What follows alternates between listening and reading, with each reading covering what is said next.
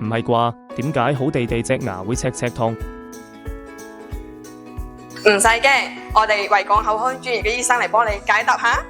以上三種情況非常常見，依家同大家講解下點解牙會赤痛呢？